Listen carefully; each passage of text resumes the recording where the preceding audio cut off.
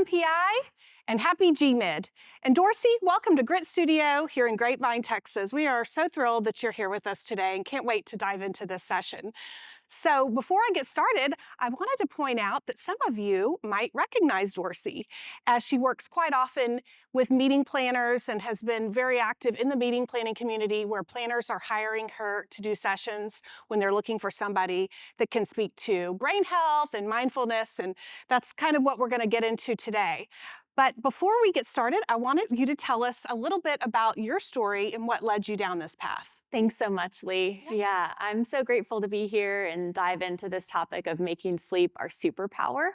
I can confidently say now that I plan my whole life as a mom, as a business owner, around getting good sleep every night, but that was not always the case. Gotcha. So can I tell a little bit of a cringy story? Please do. for you? Yes, Okay. go ahead.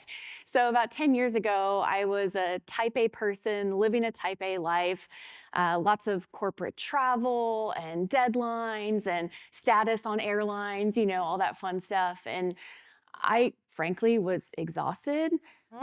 But I wasn't exhausted because I was drinking so much coffee. I figured out that Starbucks would give me unlimited venti drip coffee refills. I know, I see your face. Yeah. And so I was like, I can just keep drinking coffee. I'm good. I got this. I'm going to launch this product. And one night in particular, I was driving to the airport late and was having this beautiful conversation with the taxi cab driver. He was drinking coffee, I'm drinking coffee, it's late night, we're talking about life and relationships, just this beautiful connection. And we pull up to the airport, open the door, get all my stuff out, and all of a sudden I realize I lost my phone. Oh boy. No, I didn't lose my phone. The taxi cab driver stole it. He must have taken it because I could not have lost my phone. Okay. So I yell at him, "You took my phone." He's like, I didn't do anything. So I motioned to the security guards to come over. I'm like, help me. Oh my gosh, this guy stole my phone. Come look at this. And I turn around to show them. And I see my white phone face down on top of the white cab, right there where I left it whole time. In that moment, I think of myself as a kind, compassionate, grounded human. And in that moment, I did not show up at my best.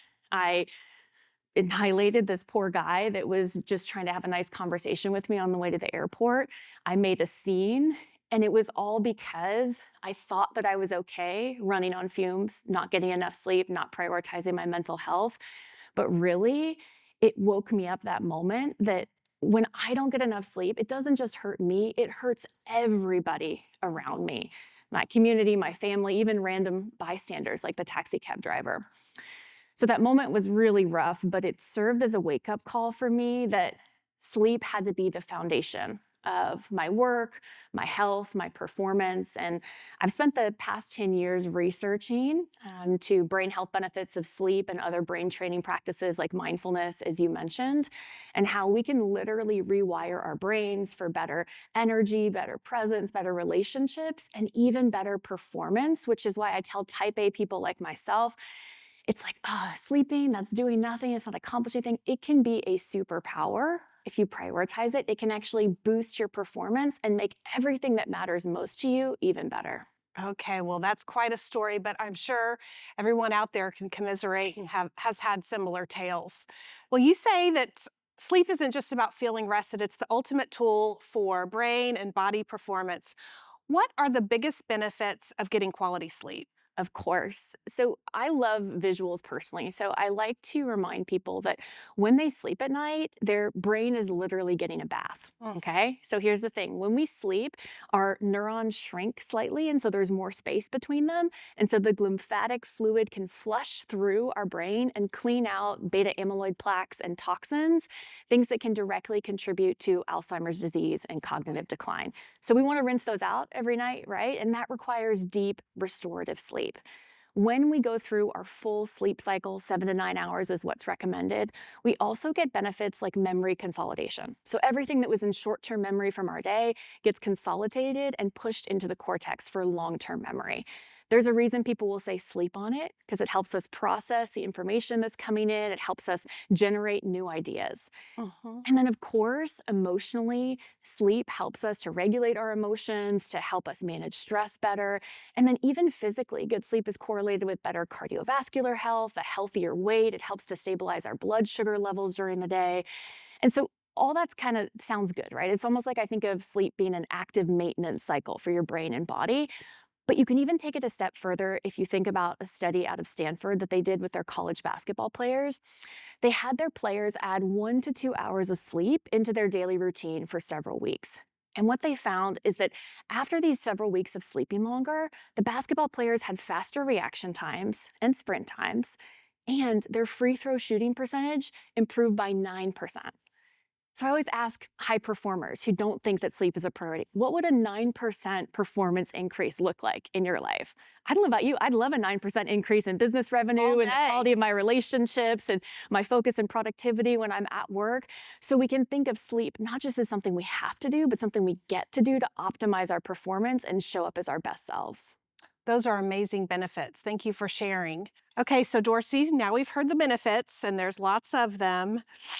Tell us the risks. For those planners that feel that they're too busy to prioritize sleep, what are some of the risks that not getting enough sleep is going to lead to, and how can that impact their ability to do their job? Yes, great question, Lee. And I just want to state from the outset here, you heard my story. I'm not one to judge. I've been there. I've not prioritized sleep, and I've learned firsthand how that can lead to breakdown and burnout. And I don't want that for any meeting planners, any high performers.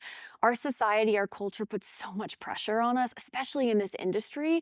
So it's almost like we have to go against the grain and think, I'm going to prioritize my sleep and my rest and my health because no one else is going to do it for me.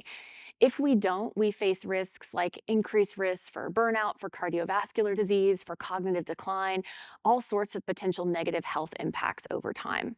We also, even after just one night of poor sleep, and experience cognitive impacts. So we might be not able to remember things as well, not be able to pay attention to details. Those things are crucial for meeting planners that have to think on their feet, manage stress, be adaptable in the moment. Okay, so let's discuss some good ways of how to get that good sleep. You've appeared on Good Morning Texas and Men's Fitness discussing a simple framework called the 10-3-2-1-0 method for better sleep. Can you break that down for us? Of course, Lee. So I'm a big fan of things that take a complicated idea like getting better sleep, like aligning our circadian rhythms, and make it really simple. So the 10-3-2-1-0 method is just that. It's a simple science-backed way to optimize our body's rhythms to help us get that deep restorative sleep every night. So the 10 hours is 10 hours before bed, stop taking in more caffeine. The 3 is 3 hours before bed. You want to finish up any big meals or alcohol consumption so your body gets a chance to fully digest and that doesn't run over into sleep. The 2 is to stop all work or really mentally stimulating activities 2 hours before bed to give your mind that time to wind down. The 1 is putting screens away, phone, TV, computer, putting all that away 1 hour before bed because the blue light and our small frame of reference can help keep us mentally stimulated and confuse our brain that it's really time to wind down. And then the 0 is the number of times you're going to have to hit snooze in the morning because you're going to wake up, energized, pop out of bed, and get that morning sunlight on your eyes to be fully in line and ready for the day. Okay, so what I'm hearing from you is planners, also listen up. Probably avoid those espresso martinis while you're scrolling on your phone there late at night. So, well, how does this method work for our body's natural circadian rhythms? It's a great question, Lee. And I just want to. You're joking about espresso martinis, but I don't want to sort of ignore the trends of the industry or the things that you already might do to take care of yourself, even if that's unconventional, right? You might have your thing. So again, I'm not coming from a place of judgment or you must do this. The framework is just a guideline to help you do exactly what you just mentioned, which is to align our days with the sun. So Okay. our body works on a 24-hour circadian rhythm. And we have this part of the brain called the suprachiasmatic nucleus. Think of it like the conductor of the orchestra that's coordinating our metabolism, our digestion, our energy levels throughout the day. And this SCN takes its input based on light. So this is why if we can get out and get some morning sunlight on our eyes, or even watch the sunset in the evening, get some sunshine to signal, hey, this is daytime. And then in the evening, those 3-2-1-0 rules are really to help you, okay, put away the blue light, put away the mentally stimulating activities, and start to create that safe haven for sleep, where it's dark, it's cool, it's calm, it's quiet, and your body is ready to go to sleep. I know so many clients and friends that say they just scroll on TikTok until they fall asleep at night. It's really hard to get our brains to go from 100 miles an hour to 0. So the 3-2-1 part creates this nice little off ramp so that you can actually create this amazing evening ritual for yourself that prepares you for that deep restorative sleep. So, for somebody that's always traveling, possibly on different time zones, late nights, early mornings, what is one realistic tweak they can make to support their sleep cycles? Yeah, so we love routine. Our brains and our bodies crave routine. And believe me, I travel a lot for work, so I know what it's like to have that thrown off. The key is to create as much consistency as possible. So for me personally, I don't always do the 3-2-1 off ramp perfectly, but I have certain things that I do every night before bed, even if I just have 15 or 30 minutes to wind down. Things like taking a hot bath or a hot shower, which helps our body temperature drop to get us primed for sleep. Things like using essential oils, doing some light stretching, or even some meditation to prepare, reading a good book. I've been getting really into reading lately. Anything that helps you, that's your personal method for winding down, that preferably doesn't involve a screen. If you like to, I love podcasts and audiobooks, so sometimes I'll be listening to something, but just taking that little bit of me time before bed. And then when you travel, even if you're up till 1 a.m., you can still have that beautiful, some of my friends call it the vibe time, that 15 to 30 minutes for yourself where you prepare yourself for that really restorative night's sleep. So that's perfect intro to my next question. Sometimes we do everything right. We follow the plan, but sleep just doesn't come. What is the best way to recover when that happens? I work with a lot of clients, and I myself have experienced those challenges, whether it's getting to sleep, waking up in the middle of the night, or waking up so tired. So I actually discovered this tool called non-sleep deep rest when I was postpartum with my youngest. It was a little over 2 years ago, and I was getting, you know what it's like as a mom, fragmented sleep, 2 hours at a time. I was like, I need something to help me get through this. So non-sleep deep rest is different than sleep. So you're not taking a nap, but it's a deeply restorative state for the mind and the body that helps to refresh energy and dopamine levels in the brain and mimics those benefits of slowing down and restoring that you get in sleep. It's a practice where you use breath and body awareness to help deeply calm the nervous system, and it can make up for that lost sleep. Okay, awesome. Well, are you willing to guide us through a quick NSDR practice right now? I would love to, Lee. And the good thing is, I know we're broadcasting to multiple time zones right now. Mhm. So I will use this practice if I wake up and had a bad night's sleep. I'll take a few minutes to really restore before getting out of bed. I'll use it in the early afternoon. I actually block my calendar after lunch to take a little siesta, a little NSDR moment Okay. after lunch. And you can even use it later on in the day towards the evening to help you wind down. So wherever you are is a perfect moment to take this moment for yourself. You want to try it with me? Let's do it. All right. So this is a practice that can be done lying down if that's available to you. You can also just be sitting in a comfortable position like Lee and I are here. So we'll take a moment to get the body comfortable, maybe roll the shoulders up, back, and down. Maybe settle into the seat, feel the support of the chair, the couch, the floor beneath you. And we'll keep all the senses wide open. So maybe before softening the gaze, you take in the sights around you, hearing the sounds around you, starting to let the eyes soften, maybe noticing your sense of touch, areas of coolness or warmth on the skin. Maybe there's even a taste or a smell you can notice as you start to turn the attention inwards. See if you can find the gentle rhythm of your breath. And we'll play with extending the exhale a little bit longer than the inhale. So maybe you're inhaling for a count of 2 and exhaling for a count of 3. Breathing in, feeling the belly expand. Breathing out, feeling that expansion dissolve. Taking a few more of these conscious breaths, extending the exhales. Maybe you're staying with that count of in for 2, out for 3.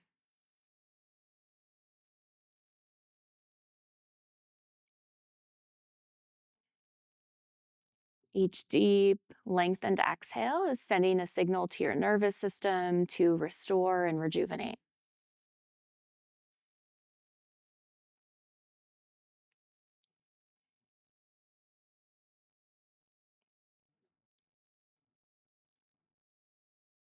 And you can continue to breathe deeply as we start to bring some awareness into the body. Maybe that's a slight shift or sensing into the jaw, the shoulders, down into the torso and the seat. Feeling all the way down into the legs and the feet, letting them be heavy and grounded. If we're feeling stressed or having trouble resting or sleeping, this is a way of getting the energy out of the head and into the body, feeling all the way down into the soles of the feet.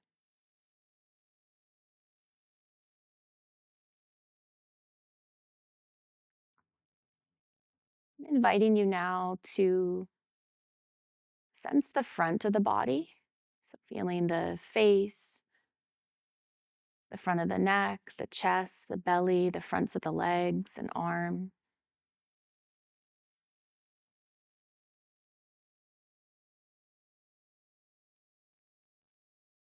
And as you breathe in, feeling this front body. And then as you breathe out, feeling the back body, the back of the head, the back, the seat, the backs of the legs and arms. So we're playing with the breath and the body, breathing in, feeling the front body. Breathing out, feeling the back body, a sense of heaviness and grounding. And try this a few more times, breathing in, lightness, energy, front body. Breathing out, heaviness, grounding, back body.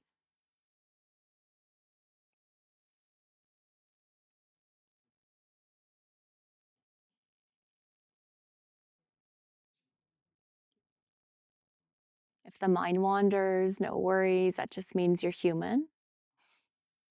See if you can bring it back into just a couple more breaths. In breath, feeling that front body expand.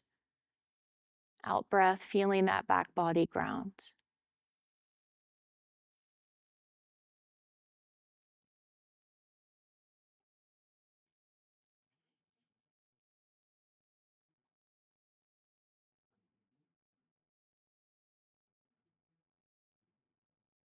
And slowly relaxing any particular focus on the body, on the breath, and getting a sense of the whole right now, noticing if there's been any shift in energy, in thinking patterns. Maybe taking a final moment here to thank yourself for taking this pause to rejuvenate, restore, to practice. As you're ready, we'll slowly raise the gaze or blink open the eyes and bring some gentle movement back into the body, almost like you're waking up for the first time with a little reset, refresh. You're getting back out of bed now, Lee. So that's non-sleep deep rest. It's not rocket science, but it's a way of going inward and using that gentle self-awareness to help reset and refresh. Wow, Dorsey, I am feeling amazing. And I hope everyone out there is too. That was wonderful. What a great practice for the meeting planning community to have, as there are lots of stops and starts in our business. You have busy sessions, and you might have a break where you can go up to your hotel room. And this is just a great tool that Dorsey has shown us that we can incorporate to help with our brain and mindfulness and things like that. I'm going to turn it back over to Dorsey because she's going to talk a little bit about how you can take a deeper dive with the tools that she's laid out for us here. Of course, Lee. So I'm so happy that that helped you feel a little bit more relaxed and centered and refreshed. What a treat, right? And that was just 5 minutes. So if you're like a lot of my clients, they don't want to open their eyes after that. Maybe we still have some people out in the audience who are resting now. Maybe you want more. So that's why I put together a 10-minute non-sleep deep rest practice for you all as meeting planners. As Lee said, great resource to use whenever you have a short break. And it can be a great replacement for a nap if you only have a few minutes to help really refresh and reset for a later evening event. So go ahead and take out your phones and scan the QR code. It'll take you to that landing page there. You can also navigate to mastermindmeditate.com/NSDR. That's my company, Mastermind Meditate. So you'll find a whole bunch of other brain health and wellness resources there. As you can tell, I'm a huge brain health nerd. So anything at the intersection of wellness, technology, and neuroscience is really where we love to live. And we're hoping that today meeting planners are inspired to prioritize their brain health and their sleep, thinking about, gosh, how many people do meeting planners touch in a year with the events they're planning, the audiences, the speakers they're curating? If you prioritize your own wellness, you can be that beacon of presence and well-being, even amidst the chaos of a meeting environment. So really just want to honor you and encourage you in the work you do to keep prioritizing yourself and your wellness and make sleep your superpower. Wonderful. Thank you so much. And thank you, MPI. Have a wonderful day.